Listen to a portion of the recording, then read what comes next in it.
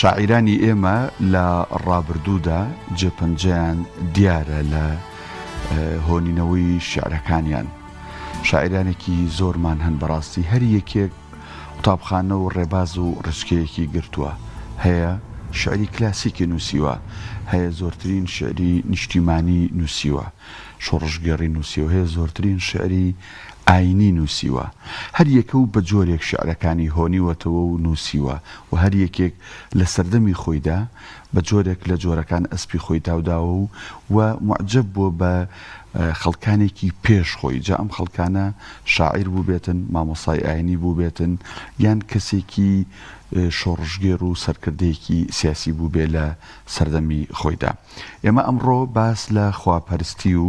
شعری ئاینەکانی سابری شاعیرەکەین کە زۆر دوور نییە لە ئێمەوە لە ڕووی زەمنەوە. ئێمە ئەمڕۆ لەگەڵ یەکێک لە نەوەکانی کە کوڕزای سابریە بەڕێز مامۆستا عەبدولجەبار عەبدوڕەحمان، مامۆستای زانکۆ و نەوەی سابری کە بە سوپاسەوە لە شاری کەرکووکەوە هاتوو، ئێستا لە ستودیۆ لەگەڵمان میوانە قسە و باس و گفتوگۆ دەکەین. کابجەبار مامۆستا داوای لێبورد نەکەین، عەزیەتمان نای لە کەرکووکەوە هاتووی، بەڵام بە گرنگمان زانی لە خزمەت ژیاننامەی سابرییا بین. خۆش بێ لە خزمەتتانە. بەخێر بەناخوا. جارە با بزانین کەش و هەوای ئەم چەند ڕۆژەی کەرکووک لە ڕووی بارانەوە چۆن بوو؟ پێشەکی بسم الله الرحمن الرحیم، سڵاو لە بینەران و دەستخۆشی لە جنابتانەکەم بۆ بەرنامەیە. الحەمدولیلا بارانەکە خەڵک زۆری پێخۆش بوو، ڕەحمەتێکی باش بوو، خەڵک چاوەڕوان بوو لە زووەوە، شکە پاریش بێبارانی بوو، خەڵک ینی تایبەتیوانەی لە دەشتن معاناتیان هەبوو. الحەمدولیلا ڕەحمەتێکی باش بوو، حاڵەتێکی تەبیعیە جار بەجار ئەگەر کەمێک فێزانێک لە جێگایەکەوە شتێک نییە زستانان ئەو تەبعی هەیە. وەڵا زەرەرە مادیەکان بە لایەک، بەڵام زەرەری جانی تۆزە ناخۆش و قورسە. وەڵا هەروایە و هەرواش بووە، بەڵام ئێستا ئەلامەکە یەکسەر لەوێ ئامادەیە و زەقیەکەنەوە بابەتەکانەیشی ناخۆی مەحادسەی سیارەیە حاصل لە هەموو دەوڵەتەکانە هەبێ، لە هەموو جێگایەکە هەبێ. تایبەتی زستان. بینە سەر سابری. سابری چێیە؟ ناویسیانی چییە؟ بە ساڵی چەند لەدایک بووە؟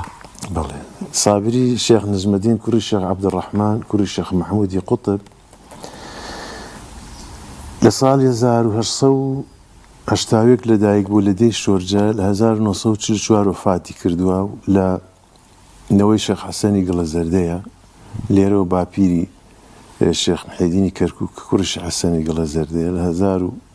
1965 چووەتە کەرکووک و لەوێ لە گەڕەکی مام قاسم تەکیە مزگەوتی بینا کردووە و نەوەکانی لەو کاتەوە 260 ساڵە تقریبەن لە کەرکووکن. سابریش یەکێکە لە نەوەکانی ئەو و بنەماڵەیەکی ئاینین لە دەی شۆرجەیە شێخ مەحموودی باپیری کە زانایەکی گەورە بووە، خاوەنی حەوت بەرهەمە و شاعریش بووە لە قەبی سەیدە و سۆفیەکی چاونەترس بووە و ساڵی 1970 لەگەڵ شێخ سەعیدی حەفیدا باوکی شێخ مەحموود ڕۆیشتوونە حەتاک و ئەرمینیا، سەرپەرشتی 1000 کەسیان کردووە. شەڕێکی مەشهورە ئەو شەڕە کە رووسیا هێرش کرد سەر دەوڵەتی عوسمانی و ئەمانیش وەکو خۆبەخش دایمە سوڵتان عەبدولحەمید کە دژمنان هێرشیان بکرایە سەر دەوڵەتی عوسمانی، هانای بۆ ئەم شێخە تەریقاتانە هێنا، ئەمانش خۆیان و ئەتباعیان وەکو خۆبەخش ڕۆیشتوونە دیفاعیان لە حدود و لە مقدساتی ئیسلام کردووە. شێخ مەحموود کە باپیری شێخ نەجمەدینی سابری ئەو بنیاتنەر و دامەزرێنەری تەکیەی شۆریجەیە و سابری طبعاً دوای ئەوەی کە شێخ مەحموود لە 1990 وەفاتکە شێخ کەریمی کوڕی لە جێگای بێت تا 1928 ئیتر شێخ کەریم یەک کوڕێکی ئەبێ بە مناڵی وەفاتەکە مؤهەلترین کەس و ئەرشەدی ئەولادی شێخ عەبدوڕەحمان کوڕی شێخ مەحموود شێخ نەجمەدین هەڵە بژێرن ئەبێتە شێخی تەکیە و ئەبێتی ئیمام و خەتیبی مزگەوت و تەکیەی شۆریجە و هەتا ئەکو لە 1944 وفاتەکات. باشە مامۆستا گەرباسی ئەوە بکەین لە لای کێ زانستی ئیسلامی خوێند و ئەویش هەر وەکو شاعیرانی پێشوو لە حوجرەکانە گەورە بووە؟ بەڵێ طبعاً خۆی شۆرجە بەبوونی ئەو تەکیەوە ناوەندێکی ئاینی و زانستی بووە بەڵام هاتوونەتە کەرکووک هەمویان هەر لە شێخ مەحموود خۆیەوە شێخ مەحموود خۆی لە طریقەتی لە حاجی کاک ئەحمەد وەرگردووە بەڵام لە کەرکووک لە مزگەوتی نایب ئیجازەی علمی لە خزمەت مەلا محەممەدی قرگەی وەرگردووە نەوەکانیشی بە هەمان شێوە هەموو چوونەتە کەرکووک خوێندنیان تەواو کردووە و گەڕاونەتەوە لە شۆرجە و لە دیهاتەکانی دەوروپشتیش مەلایەتیان کردووە شێخ نەجمەدین لە خزمەتی مەلا مەردان باوکی مەلا مەجیدی قوتب کە بۆ ڕئیس عولەمای کەرکووک و لە 1986 وەفاتی کرد لە خزمەت مەلا مەردان دەرسی خوێندووە و لە خزمەتی بنەماڵی خادم سوجادەیە کە خۆی دایکی لەوانە و شەوانیش لەوێ ماوەتەوە لە ماڵی ئەوان و مەلا مەجیدیش پرزایەتی دایکیان خوشکە لەگەڵ و ئایلە دینیەیە ماوەتەوە حتاکو و مەسافەیەکی زۆر بەڵام نەیتوانی و ئیجازەی 12 عیلمی وەربگرێت شێخ نەجمەدین هۆکارەکەی چی بوو؟ هۆکارەکەی ئەوە بووە ئەو کاتە مامۆستاکان زۆربەیان یعنی حتاکو شەرح المەنهەجیان ئەخوێنی و ئیتر بۆ مەلایەتی ئەو کاتە مەلایەکی تەواوی لێ دەرئەچوو دانە ئەنش تاکو 4-5 ساڵی کە جەمع الجەوامع تەواو بکات و هەموو مادەکان ببڕێت و زروفەکەش مساعد نەبووە شێخ نەجمەدینی سابری لە بیدایەتەوە سەرگوزشتەی خۆی نووسیوە ئەڵێ هەرچەند من خوێنەواریم ئەوە لە بابی تەواڵع ئەوەی ئەجینا شێخ نەجمەدین زانایەکی تەواو بووە لە 5 دێ مەلایەتی کردو بێژگە لە دێی شۆرجە مرشیدی تەشیەکە بۆ ئیمام خەتیبی ئەوێژ بوو بەڵام عەسرەکەی شێخ نەجمەدین کە ببینی نهایەتی دەوڵەتی عوسمانی و هاتنی بریتانیا وڵاتی داگیر کرد و دوو حربی کەونی حربی عالەمی یەکەم و دووەم و لە 1970 گرانی گەورە بووە ئەمانە هەمووی تەئسیری زۆر بووە لەسەر خەڵکەکە لەبەر ئەوە ئیتر تقریباً ئیجازەی ئیرشاد و تا حدێک علمەکانی ئیجازەی 12 علمەکەی وەرنەگردووە بەڵام هاتووەتەوە ئیتر لە دێی شۆرجە مەلایەتی کرۆ شێخایەتێکەشی کرد باش کە باسی شۆرجاکرێ ئەمە یەکسەر گەڕەکی شۆرجەمان لە کەرکووک بیرەکەوێتەوە بەڵام دیارە شۆرجە خۆشی گوندێکی سربەخۆی لە ناوچەی بەڵێ دەی شۆریجا لە ناوچەی قەرەحەسەنە قەرەحەسەن مەرکەزی ناحیەکە لەیلانی پێڵێن ئێستا پێشان لە خاڵبازیانی و لە 1922 هاتە لەیلان و دێی شۆریجە 100 ساڵ پێش گەڕێکی شۆرجەی کەرکووک بنیاد نراوە چونکە گەڕێکی شۆرجەی کەرکووک لە 1942 لەوێ یەکەم مزگەوت بنیاد نراوە 12 ماڵ هەبووە لەوێ من ئەوانە هەموو مێژۆکانیم نووسیوەتەوە مزگەوتانی گەڕێکی شۆرجە و شۆرجەی کەشمان هەیە لە جێگایکە مەسەن لەسەر خاسە دەیەکمان هەیە شۆریجەی ناو لە دیبەگە هەمانە لە بەغدا هەمانە دەیەکانی کەش بە هەمان شێوە لە چەند جێگایەک مەسەن من ئاگام لێ پەڵکانە مەسەلەن لە چەند جێگایەکەی تەکیەکە ئاوەدا نەماوە ئێستش تەکیەکە لە 1970 ڕووخێنرا لە شاڵاوی ئەنفالە هاتینە کەرکووک لە کەرکووک تەکیە مزگەوتی تازەمان بنیاتنا لە 2005 پێش ئەو سات چوونە تەکیە مزگەوتی باپیرەمان شێخ محەیدین کە من ئێستا لەوێ ئیمام خەتیبیشم ئەوەی کە ئەو بنیاتینا لە 1965 بەڵام لە 2005 مزگەوتێکی تقریباً 3000 مەتر بوو وەرماگرت ئەرزەکە کڕیمان لەبەر لێدە وافقی ئەوقاف ماوەرگرت تەکیە مزگەوتەکە ئێستا لەوێ و بەردەوامە بەڵام وەکو دێی شۆریجە مەرقەدەکان لەوێ مەرقەدی شێخ مەحموود شێخ نەجمەدین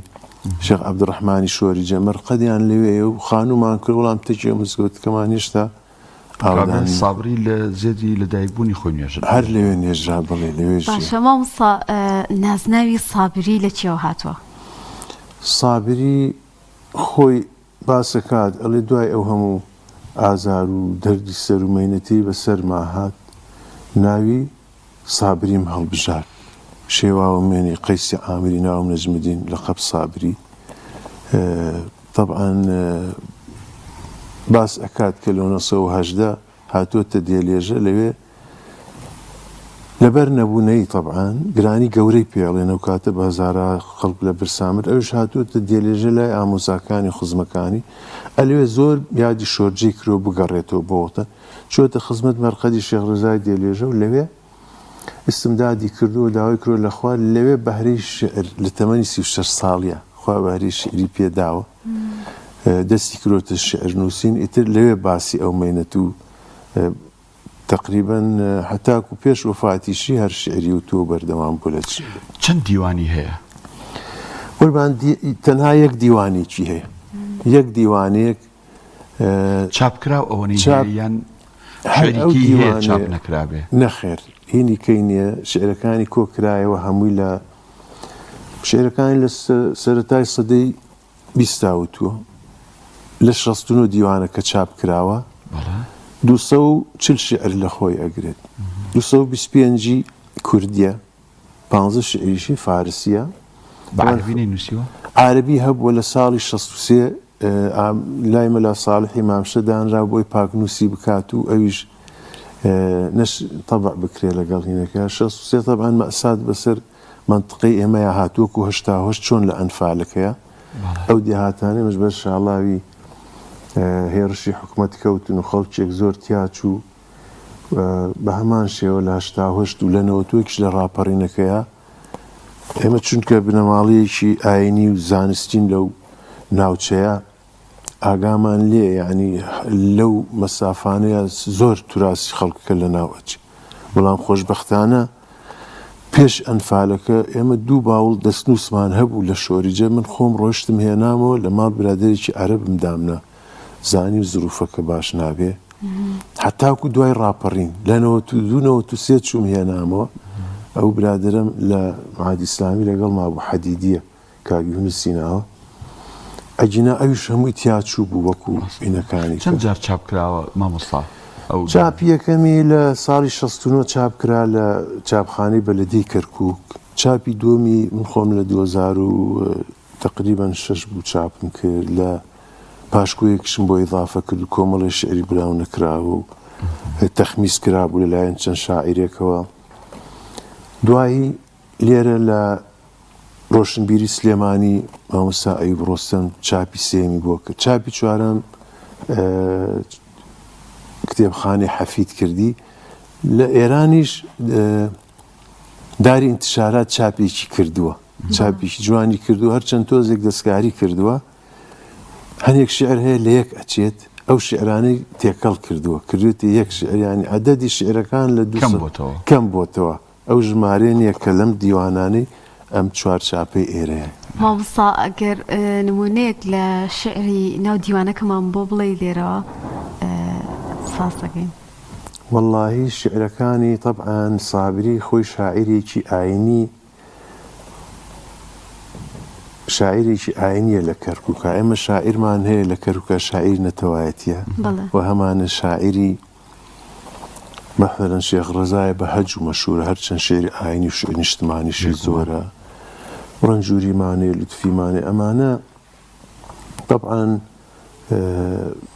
بەڵام سابری هیچ بابەتێکی کەی نەبووە لە دینەکە زیاتر هەموو شعرەکانی ئاینیە هۆکارەکەی وەک بچان بۆ چێگەڕێتەوە واللهی هۆکارەکەی ئەوەیە فەرمی مامۆستا شاعیرانی دیکە هۆنیان ینی لەگەڵەوەی ئەگەر لە بابەتێکا قاڵبوونەوە بەڵام هەندێک شعری نەتەوایەتی یان دڵداری ئەوینی ئەوانش ئەنووسن بەس سابری هەر هەمووی ئاینیە سابری شعری نەتەوایەتیشی هەیە بەڵام بابەتە نەتەوایەتێکی نەکردووە پرۆژەیەک و ئیشی لەسەر بکات و شعری نیشتمانی بڵێ ئەو باوەڕی بەوە بووە گۆڕان لە ناو خەڵکەکەیان بکرێت نەک لەسەرەوە یعنی سیاست سنتەر نەبووە کللتور سنتەر بووە بۆیە جیاوازی فکری ئەو لەگەڵ شاعیرێکی نەتەوایەتیە ئەوەیە ئەو قەنەعەتی بەوە بۆ سەتحی نەبێ گۆڕانکارێکە جەدری بێ نەک لەسەرەوە لە قاعیدەوە خەڵکەکە بگۆڕێت بۆیە ئەوانەی سیاست سنتەرن زۆر جیاوازیان هەیە لەگەڵ سابریە و سابری شاعیرێکی سوفی بووە ئێمە ئەبێ فەرق بکەین لە بین شاعرێک و سوفیەکی شاعر فەرقێ بۆچی چونکە شاعرێک ئەمانە هەرچیان بە خەیاڵ شاعرن بەڵام دەربڕینی سۆفیەکە لەگەڵ دەربڕین شاعرەکەی هەیە جایە هەرچەند خاڵی هاوبەشمان هەیە لە بین شاعرێک و سوفیەکی شاعر سێرەکەی خاڵی هاوبەشەکان ئەمانە هەردووچیان یعنی لای شاعیرەکە قاعیدە لوغەویەکان یاسا ڕێزمانەکان ئەشکێنێت ببلغي أويك عليه يجوز للشاعر ما لا يجوز لغير بلام شاعر الصوفية كأم قاعدة فقهية كان كشي لقل قاعدة فقهية كان سيركيش صابري باسي معشوق غيب كبيغمر صلى الله عليه وسلم بقاتلنا أبا بناس قاتل هر سريم تير مشقيت خويني هزاري بيوية اللي لا فقيه كان قاتل تعريفي خويها أحكامي خويها بويا خالي هاوبش لبيني شاعرك وصوفيك شاعرة خاليك كمان هي كهرجان سرسامن بدي منا بسرشت دي من تاسايو كاني سر خاليك هي هرجان شو حضوري هي لا للاي أوان ولا لاي صوفيك زياتر صابري على شهيدي خنجري أشقم برين مكارية أم شو لبرشاوم عجبني لفراتك جارية أم شو خاليك هرجان جوب ملك ومال ثروته يعني أتكيتي جيان نادن أم خالانة مشتركة لبين شاعرك ولا بين صوفيك خاليك زور قرنقة كبي زانين خمريات هي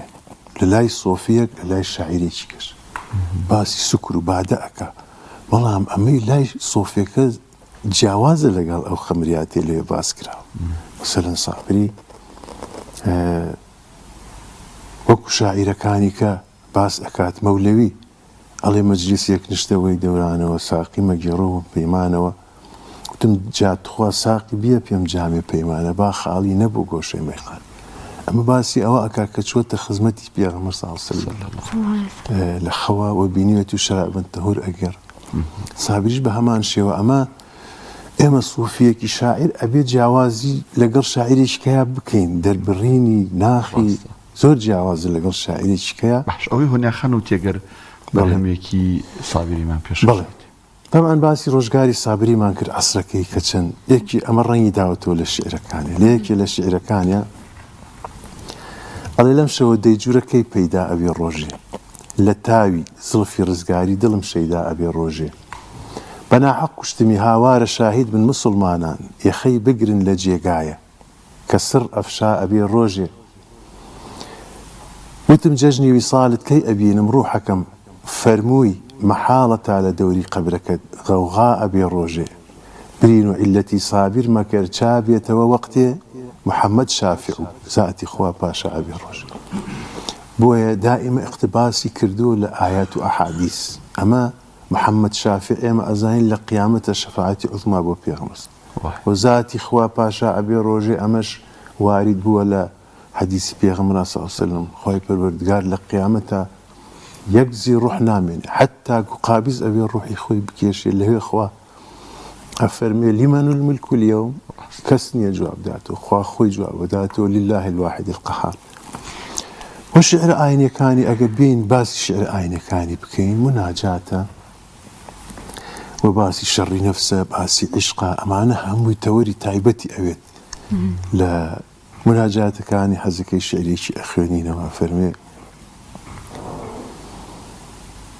خداي عاجز بيد صلاتم بقات بارقاهي توشكاتم بدستي درد وغاية زبونم بحول قوتي توي نجاتم طبعا أما أساسي مدرسة تسكيل سر أم أساس دان راو إنسان كهلا أكاد أقريته لا مێژووی ئیسلام ئەمە باس دەکەین دوو کەس هەڵەی کردووە هیچی چیان ئادەمە ئەوە کە شەیطان ئادەم ڕێگای گەڕانەوە و پەشیمان بوونەوە و تەذەلولی خوا تۆ بەکەی لێقڵ بەڵام شەیطان ئیسراری کرد بەردەوام بۆیە خوا دەری کرد لە ڕەحمەتی خۆی وەلەم یوسڕوا عەلا ما فعلوا قورئانە فەرمووی سابری ئەم چەمکە ئاینیانی هەمووی لە شیعرەکانە داڕشتووە بە جوانی لشعري شكا فرميت يا رب پناهني او ما خويندوا غير اسپناهي تو بسد گناه ورم كرده باركاهي تو وميدكم بعفو ختام داپوشي تو پادشاه من بندي روسياهي تو عمري خدور ملكي اسكندرم قردبو سرفم اكر بخدا هموي لراهي تو ناشار زام و آشنايك نيه دستم بقري قيدم بك على دفتري تيب وسباهي تو لكوتاي شعرك يا فرميت آخر بيتك توزيك بچینە سەر بابەتێکیکە لە شعرەکانی لەمە خەریب بڵم ماشەڵڵا هەموو شعرەکانی لە بەرە بەڵام ئەوە لە بیرت دیوانەکە شێناوە لەگەڵ خۆی دیوانەکەم هێنا وەڵا لەبەرەوەی شعرەکانی يعني تقريبا أبي بابت ديني بكيت مامسا شعرێکی دیاریکراو هەیە خۆ حەز لێ بێت یعنی زۆر پێی معجب بیت والله الشعرێکی إن شاء الله ئێستا ئەخوێنینەوە حەزەکەی یان هەمووی لای تۆ تایبەتە والله طبعا صابری چەند تایبەتمەندیشیە لەگەڵ شاعیرەکانی کە یەکێک لەوانە وەکو وتمان ئەم عشق سنتەرە و کلتور سنتەرە ئەم لە بینی عاشقێکی دنیاویستە لەگەڵ يعني عقلێکی دنیاویست لەگەڵ عاشقێکی بەراورد دەکات ليش لا شعر كان طبعا أنا ليش لا شعر دقمنا كانت يلا عاشقان مدهوش تأثير خيال وحسن قال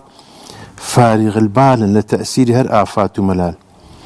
عاشقان مصلي متعالي دفتري صنع خدا عقلان غرقي جمال وصورته مغرور مال فرقي عقلي كي الدنياويس دقل أم خوي طبعا عاشق حساب كردو عاشقي بيغمر صلى الله عليه وسلم والربازك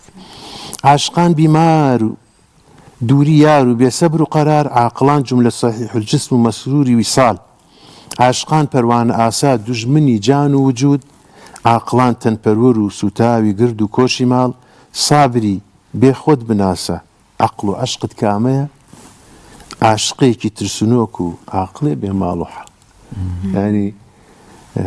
قالت ولا كام يعني قناعتي بوي خوشيني مع عاشقي كي خوي لبر او يموك مسلمان لما بين خوف والرجاء يعني شعرنا التواتي كاني شعري شي هيك باسي او بي الين شعركي داوان ليه كرد هاوكاريان بكا طبعا ابي بزاني صابري لبري اجتماعي بوه وكوملك معاصرين هب ولا قال اما وكو شيخ محمودي مليك وكو سيد أحمدي خانقة ملا أحمدي قوري فرقان شيخ عبد الكريم خادم قادر كرم كديواني هي وناوي خادمة وكو ملا حمد أميني معصومي ديالي الجاي سيد محمدي جباري شيخ قادر يقول لنا بالأمانة بريك ونبرين اجتماعي أو كاتا دجي داقيج كرو إنجليز بونا آمادنا بونا بچنا بيشو لبر خاطر امتيازات هرچن صابري داوي ليه كراوة بمبلغێکی زۆر کە هاوکاری ئینگلیز بکات ئەو جوابیانی داوەتەوە بە شعرێک طبعا قازی مووسڵ کە خزمی بۆ جوابی بۆ ناردووە و توێتی فەرمووەرە مەنسەبەکەت وەرگرەوە و مستەشارێک و مانگی بە 450 ڕوپیە و کە زۆر بوو بەڵێ زۆر بووە ئەو کاتە خەڵک لە برسا مردووەوە کۆمەڵێک هەر خۆیان پێشبڕچیان کرد بۆ ئەمالتکردن بۆ ئینگلیز بۆ تۆزی امتیازاتی دنیەوی بەڵام ئەو ئامادە نەبووە جاري جوابي قازي مصلي داوتوا الشعر جوابي بلى بيش او سابي على الراتب انجليز لايق بامثال جناب تاعنا بو من دواي او ساب شعرك على كلاوي سرد راوي خم بتاجي بادشاه نادم كلاوي دو كلاوي خم بقصر وقنجي شانادم شانازي كردو بو امكانيه متواضع خوي ونيغو ريوتو و أفرمي بخويني جيفة برجي زاهدي آلو دكم شيتم بتوفيق خدا دينم بدون أنو عبانادم طبعا أم بياوكي زاهد بوا دنياي بجيفة دانا جيفة كوارد بوا لأثرايان لحديثة أفرمي الدنيا جيفة وطالبها كلاب أولها عمار وآخرها عقاب وحب الدنيا لحديثها أفرمي رأس كل خطيئة من بو توزك امتيازاتي دنيوي بروم امنا وجواني خوم امسم كهمان وكو زاهديك وخوابرستيك وكو قدويك واسويك شون ابي دين بدونان وكوانادم دونان لرجي ناسا هم دنيين اقريتوا كانجليزا كان لدنا اتوا هاتوها دو كليرش اقريتوا بيغمر صلى الله عليه وسلم فلم يبيعون دينهم بعرض من الدنيا قليل بجليكي زرق ورق لبري كما بدوتي كانان اماده نبوه دينك بقوريت هاي لو سردمه ام هلوست جواني هبوا مامسا خوي معجبي هيك شاعرك بوا بلي طبعا خوي باسي للشعر كان يا باسي مولوي اكاد بلا وباسي بيرامير باسي محوي اكاد بەڵام تەئسیری شاعیرەکانی سەعدی و حافظ شیرازی ئەوان زۆر ڕوونە لەسەر شێعرەکەی تەخمیسی کردووە بۆ نالی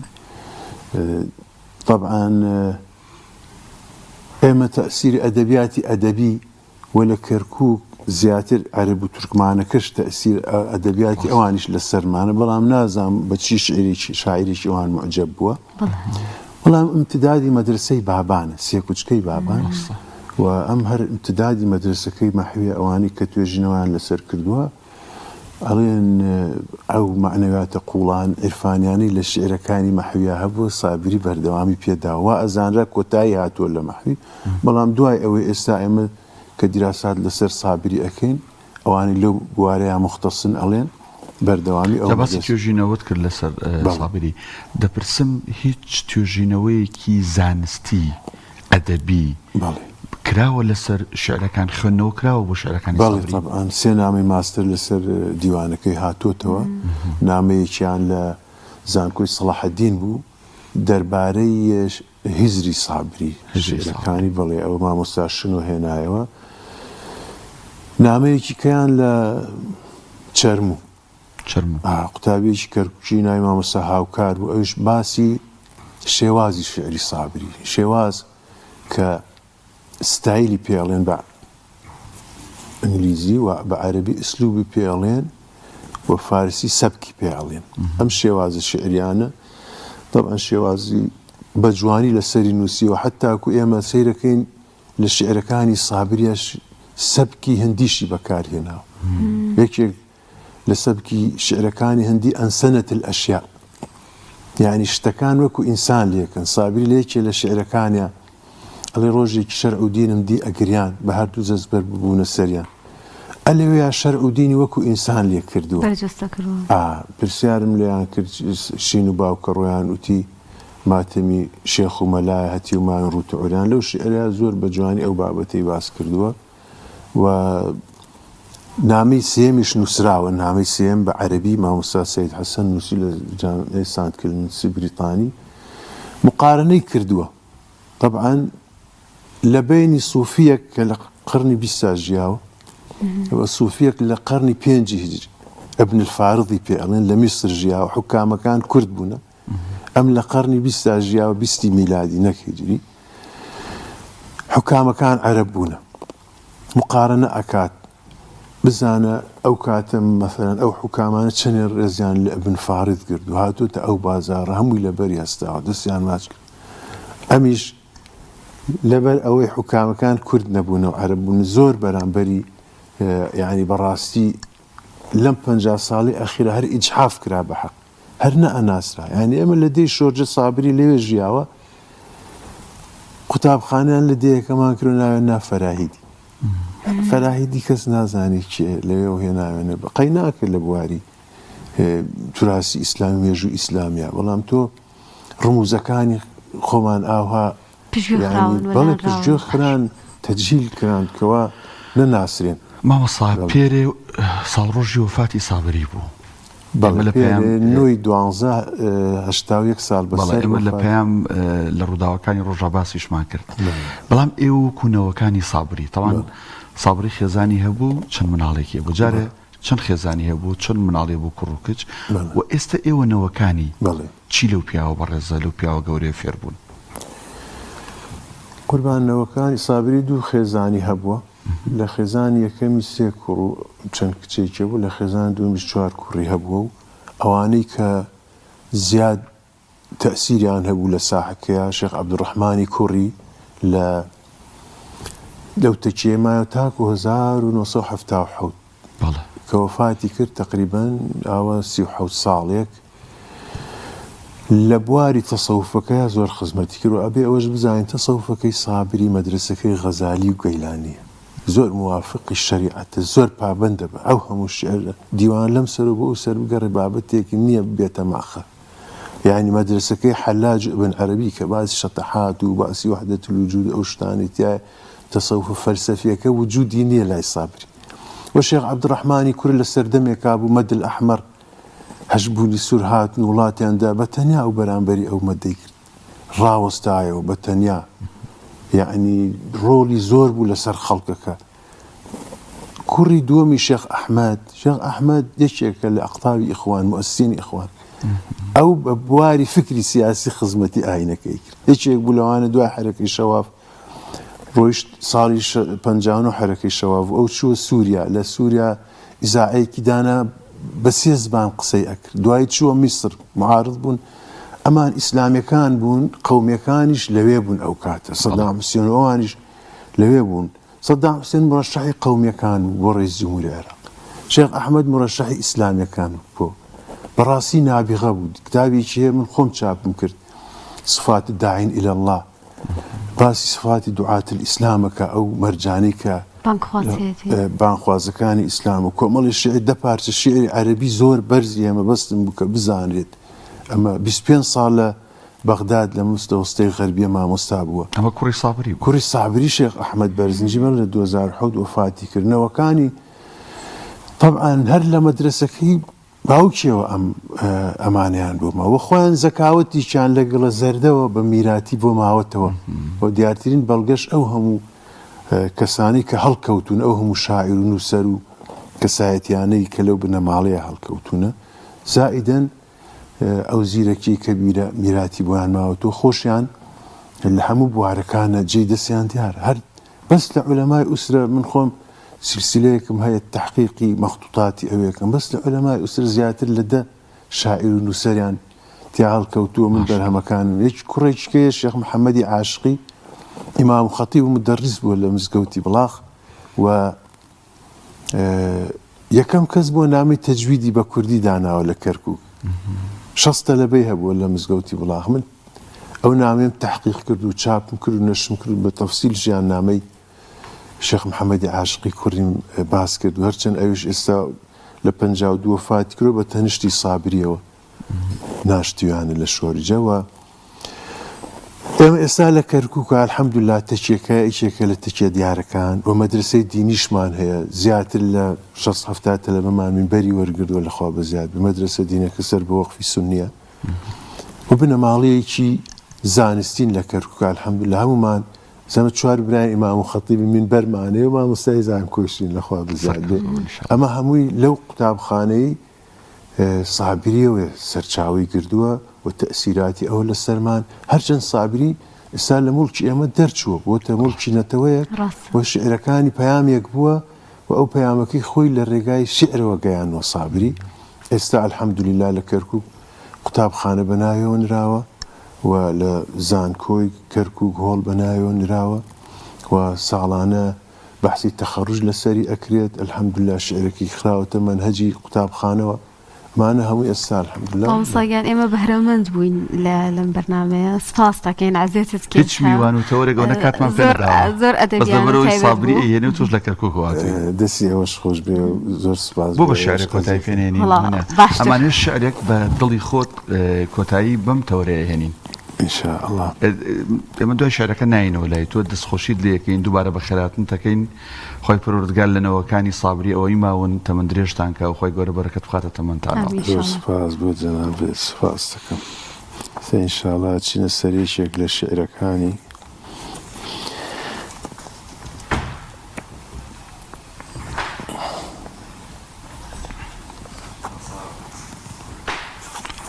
ئەم شعرەیە خوێنەوە ئینشاءالله. باشە حەزەکەی ڕووکەرە ئەو کامێرەی بەرامبەرت. بەڵێ. نسیمی سوبح دەم مژدەی بەهاری حوسنی یاریدا، نیشانەی جەژنی نەورۆزی لە شاری دڵ دیاریدا. طبعا جەژنی نەورۆز نیشانەیەکی نیشتمانی و لێرە ئەم خستوێتێ شعرەکەەوە باسی کە داخل بوو بە شاری دڵ سوپای حاکمی عادل، دز و جەردەی غەم و غوسە لە ترسی ڕوحی غاریدا، بحەمدیلا سەفینەی دڵ لە گێژاوی بەڵا دەرچوو، ئیتر ئاسوودەیە بێغەم لە بەحری لوتفی یاریدا. ئەمە طبعا باسی ئەوە ئەکا کە ئەم گەیشتۆتە مەرتەبەیەک لە مەراتبی تەسەوف. نەما ئاساری غەیری حەق لە نێو شاری دڵم مطلق کە هەر کەس لێم قبوڵ ناکا خوددا تەوفیق و یاریدا. ئەوە کەیفی خۆیەتی ئەگەر کەسێک نەما دەرد و غەم و میحنەت لە مەولا شادیە و عشرەت لە نێو بازار و شاری دڵ مبەشیر هات و جاڕیدا. و یەکێ لەو مستەڵەحاتانەی کە دایهێنا و دائیمە دڵی بەکو شار حیساب کردو لە چەند شعریکەیە ئەم کەلیمەیە دووبارە بۆتەوە وەرە سابیر دڵ و جانت نیثاری پای دولبەرکە نەوا بمری بڵێن ئەو شێتە نەیزانی خەساریدا چیت هەیە بیخەرە پێش پای دولبەر لە پێناو ئەوە سەرفی بکە دوای وەفاتی خۆت خەڵک لۆمەت نەکەن بڵێ گەیشت بوو بەڵام قسووری کرد سەربەڕێز مامۆستا عەبدولجەبار عەبدوڕەحمان مامۆستای زانکۆ و کوڕزای سابری شاعر سواز بۆی لە کەرکووکەوە هاتی و لەم سپاسەکەی مامۆستا گیان. سپاس بۆ ئێوەش سپاس بۆ ئامادەبوونت.